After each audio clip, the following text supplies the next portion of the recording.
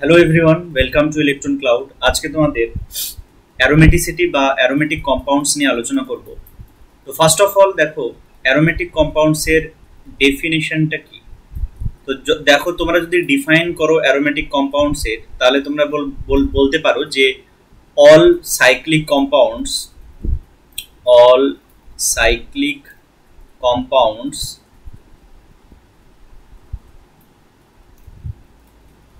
that contains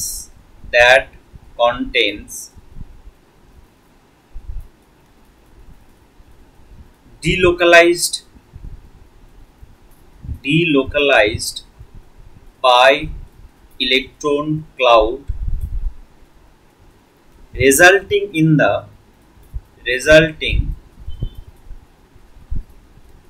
the stabilization of the molecule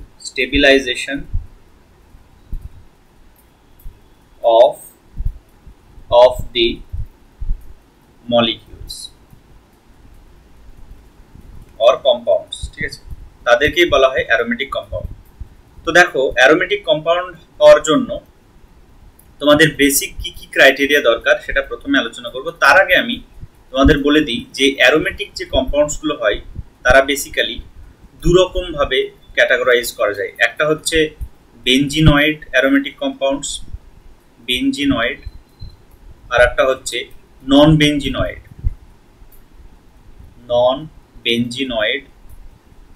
aromatic compounds.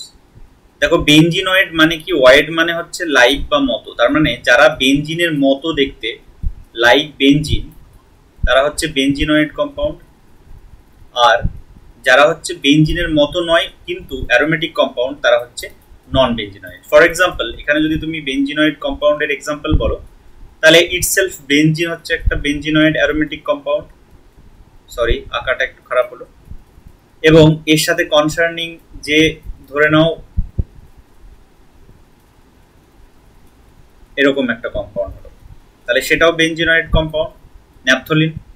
তাহলে বেনজিনের মতোই দুটো বেনজিন বলয় যুক্ত হয়ে তৈরি হয়েছে, এই দুটো অ্যারোমেটিক কম্পাউন্ড এবং বেনজিনয়েড ক্যাটাগরিতে পড়ে। আর নন বেনজিনয়েডের ক্ষেত্রে লেটস সে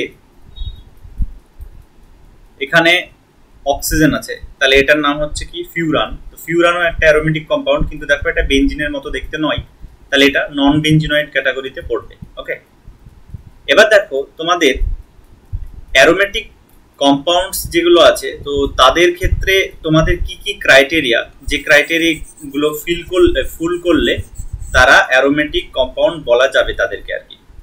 তাহলে লেটস সে ফার্স্ট ক্রাইটেরিয়া হচ্ছে, তাদেরকে প্রথমে ডেফিনেশনেও দেখলে যে সাইক্লিক হতে হবে।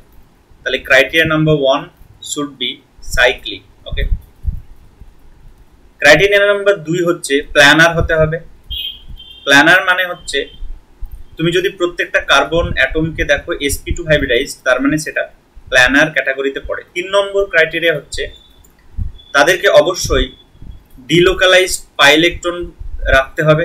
ডিলোকালাইজড মানে হচ্ছে রেজোনেন্স বা কনজুগেশনে পার্টিসিপেট করবে, ডিলোকালাইজেশন অফ পাই ইলেকট্রন, এটা থাকতে হবে, ঠিক আছে। এবং 4 নম্বর ক্রাইটেরিয়া হচ্ছে হুকেল রুলকে ফলো করবে, যেটা অ্যারোমেটিসিটিকে সাপোর্ট করে। হুকেল রুল তার মানে হচ্ছে ডবল বন্ডের সংখ্যা, অর্থাৎ নাম্বার অফ ডিবি অর্থাৎ double bond is equal to odd হবে, অর এটাকে বলা যায় 4n+2 পাই ইলেকট্রন সিস্টেমকে ফলো করবে। তাহলে এই ক্রাইটেরিয়াগুলো যদি ফুল করে তাহলেই তারা অ্যারোমেটিক কম্পাউন্ডের মধ্যে পড়বে। লেট সে একটা এক্সাম্পল আমি তোমাদের দিচ্ছি। ধরে নাও সব থেকে সিম্পলেস্ট ওয়ান হচ্ছে বেনজিন। তাহলে বেনজিনের ক্ষেত্রে প্রথম ক্রাইটেরিয়া কি, সাইক্লিক হচ্ছে, তাহলে এই ক্রাইটেরিয়াটা মিললো 1 নম্বর ক্রাইটেরিয়াটা। 2 নম্বর ক্রাইটেরিয়া হচ্ছে প্ল্যানার।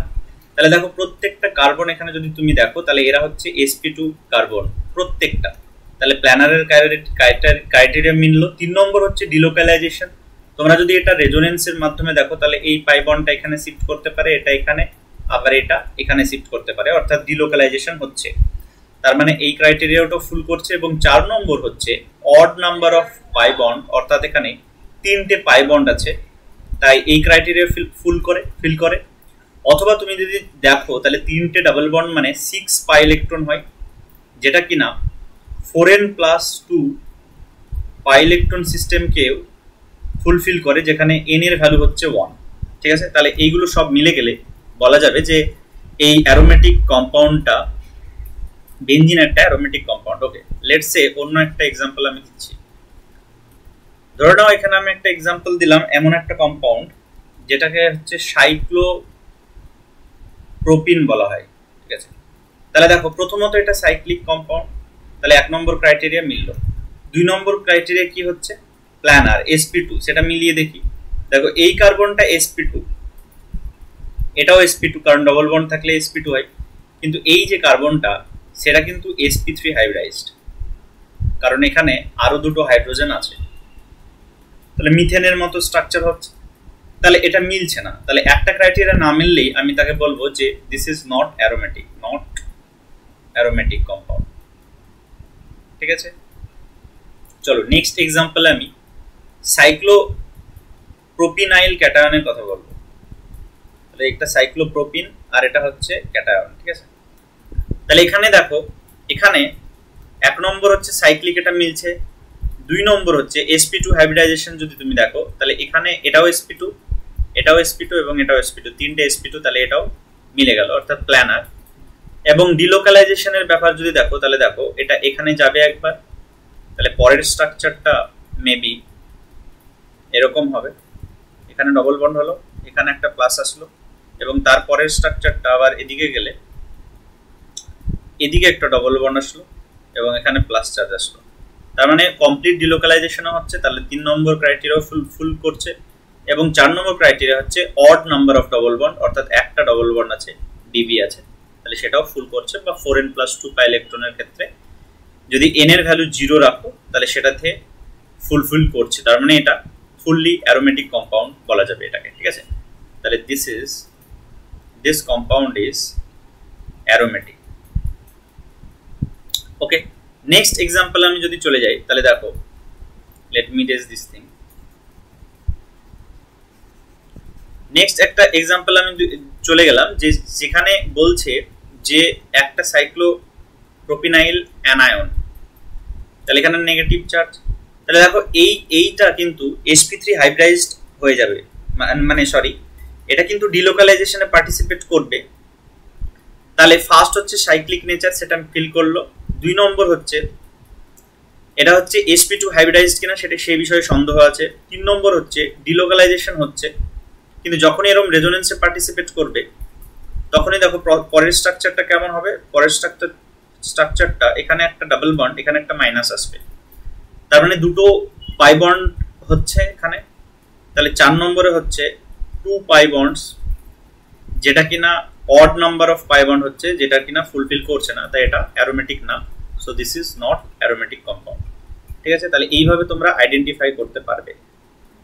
ওকে, লেটস সে এখন অন্য একটা এক্সাম্পলের দিকে চলে যাব, যেখানে কিনা তোমাদের দেখা যাবে যে একটা কম্পাউন্ড, যে কম্পাউন্ডের মধ্যে দুটো ডবল বন্ড আছে। তাহলে এখানে আমি কি বলবো এটার নাম? এটা হচ্ছে সাইক্লোবিউটাডাইন। সাইক্লোবিউটাডাইনের ক্ষেত্রে দেখো 1 নম্বর তো সাইক্লিক হচ্ছে, 2 নম্বর হচ্ছে প্ল্যানার, কারণ হচ্ছে সবগুলোই দেখো ডবল বন্ডের আশেপাশে, তাই sp2 হাইব্রিডাইজ প্রত্যেকটা কার্বনই, তাহলে সেটাও প্ল্যানারিটি মেনটেন করছে। ডিলোকালাইজেশন অফ পাই ইলেকট্রনও এখানে হতে পারে এইভাবে। কিন্তু এখানে হুকেল রুল বা 4n+2 পাই ইলেকট্রন সিস্টেম যেটা, সেটা মিলবে না।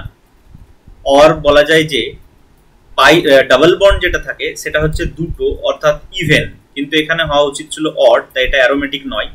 So this is not aromatic. ঠিক আছে, this is not aromatic compound.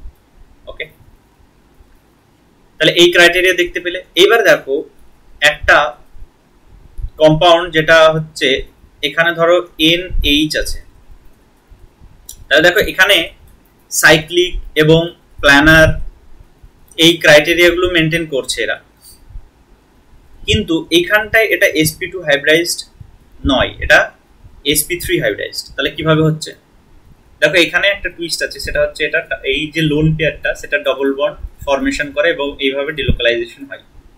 তাহলে এই ডিলোকালাইজেশন হওয়ার জন্য প্রত্যেকটাই কার্বন আলটিমেটলি sp2 তে কনভার্ট হয়ে যায় এবং এই লোন পেয়ারটাও পাই বন্ড হিসেবে কনভার্ট হচ্ছে, তাই এখানে টোটাল পাই বন্ড হচ্ছে total pi is equal to 3।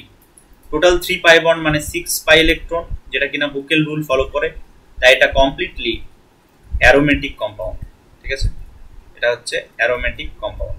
ওকে, তাহলে আশা করি তোমরা অ্যারোমেটিসিটি সম্বন্ধে অনেকটা ক্লিয়ার কনসেপ্ট তৈরি হয়ে গেছে। Thank you very much for watching.